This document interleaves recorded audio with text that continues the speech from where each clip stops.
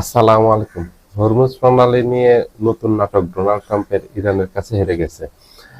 এই হরমুজ প্রণালী নিয়ে ট্রাম্প বিশাল বিপদে আছে, মহা বিপদে আছে। এটাতেই পরাজিত হয়ে গেছে ডোনাল্ড ট্রাম্প। এই হরমুজ প্রণালীকে সচল রাখার জন্য গত 1.5 মাস থেকে 28শে ফেব্রুয়ারি থেকে শুরু করছে, এখন পর্যন্ত কোনো বিহিত করতে পারেনি। অনেক চেষ্টা করছে। মাঝখানে ইউরোপকে আমন্ত্রণ জানিয়েছে হরমুজ প্রণালী সচল করার জন্য। জাপান, দক্ষিণ কোরিয়া, অস্ট্রেলিয়াকে আমন্ত্রণ জানিয়েছে ডোনাল্ড ট্রাম্পকে সহযোগিতা করার জন্য, হরমুজ প্রণালী সচল রাখার জন্য। কিন্তু কেউই ডোনাল্ড ট্রাম্পকে সহযোগিতা করেনি। কারণ এখানে যদি ডোনাল্ড ট্রাম্পকে সহযোগিতা করতে আসে কেউ, তাহলে তারাও আক্রান্ত হবে। কারণ তাদের নৌবাহিনী চেয়েছে হরমুজ প্রণালী সচল করার জন্য, নৌবাহিনী যুদ্ধ জাহাজ চেয়েছে। যদি এখানে নৌবাহিনী যুদ্ধ জাহাজ আসে, তাহলে ইরানের দ্বারা আক্রান্ত হবে। আর আক্রান্ত হলে এই যুদ্ধ পুরো বিশ্বব্যাপী ছড়িয়ে পড়বে। কারণ যদি জার্মানি আসে, ইংল্যান্ড আসে, ইতালি আসে, ফ্রান্স আসে, স্পেন আসে, এরা যদি ডোনাল্ড ট্রাম্পকে সাহায্য করার জন্য হরমুজ প্রণালীতে যুদ্ধ জাহাজ পাঠায়, তাহলে ইরান ওগুলিতে আক্রমণ করবে। ওগুলিতে আক্রমণ করার অর্থ হলো ওরাও পাল্টা আক্রমণ করবে। তখন এই যুদ্ধ মধ্যপ্রাচ্যের বাইরে ছড়িয়ে যাবে। এই জন্য আর তখন কেউ সাহায্য করেনি। সবাই সরাসরি ডোনাল্ড ট্রাম্পকে নিষেধ করে দিয়েছে যে এটা আমাদের যুদ্ধ নয়, এটা হলো ডোনাল্ড ট্রাম্প এবং নেতানিয়াহুর যুদ্ধ। এখানে যা হওয়ার হবে, এটা যা করার সবকিছু করতে হবে ডোনাল্ড ট্রাম্পকে। যুদ্ধ শুরু করার আগে এই যে ইউরোপের ডোনাল্ড ট্রাম্পের মিত্ররা যারা আছে, তাদের সাথে কোনো আলোচনা হয়নি। অস্ট্রেলিয়া, জাপান, কোরিয়া, এরাই ডোনাল্ড ট্রাম্পের মিত্র, এদের সাথে কোনো আলোচনা করেনি। ডোনাল্ড ট্রাম্প এবং নেতানিয়াহুর এই দুইজনের সিদ্ধান্তে এই যুদ্ধটা শুরু করছে। করে এই হরমুজ প্রণালী নিয়ে মাঠে পড়ে গেছে ডোনাল্ড ট্রাম্প। হরমুজ প্রণালীর উপর অবরোধ জারি করছে একেবারে যুদ্ধের প্রথম দিন থেকে। ইরান এখান থেকে আর অবরোধ তুলে নেয়নি। এটাকে নিয়ে বহু নাটক হয়েছে।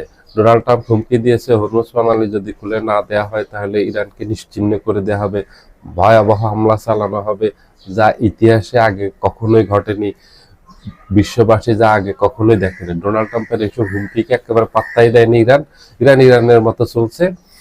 শেষ পর্যন্ত ডোনাল্ড ট্রাম্প এখানে ব্যর্থ হয়ে পাকিস্তানকে ধরছে ইরানকে বোঝানোর জন্য। যেহেতু পাকিস্তানের সাথে ইরানের ভালো সম্পর্ক, পাকিস্তানের সাথে আমেরিকারও ভালো সম্পর্ক, পাকিস্তানের সাথে সৌদি আরব, কাতার, কুয়েত, আরব আমিরাত, ওমান, বাহরাইন, এই দেশগুলোরও ভালো সম্পর্ক।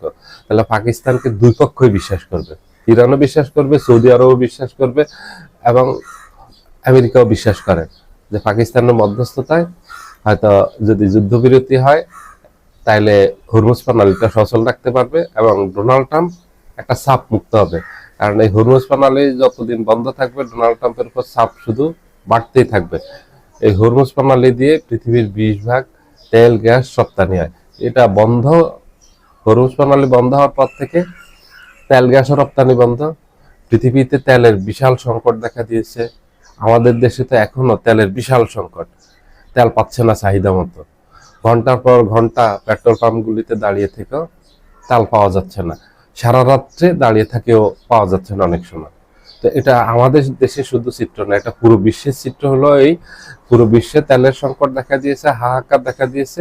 এটার কারণে অর্থনৈতিক মন্দাও দেখা দিয়েছে। তেলের দাম বেড়ে গেছে, দ্রব্যমূল্যের দাম বেড়ে গেছে, মানুষের জীবনযাত্রার মান বেড়ে গেছে। এগুলি নিয়ে ডোনাল্ড ট্রাম্প চাপে আছে। হরমুজ প্রণালী যতদিন পর্যন্ত সচল করতে না পারবে ডোনাল্ড ট্রাম্প, ততদিন পর্যন্ত ডোনাল্ড ট্রাম্প আন্তর্জাতিক চাপে থাকবে। এবং এই যুদ্ধ শুরু করা নিয়ে আভ্যন্তরীণ চাপে আছে। এই যুদ্ধ কারো পরামর্শ ডোনাল্ড ট্রাম্প গ্রহণ করেনি।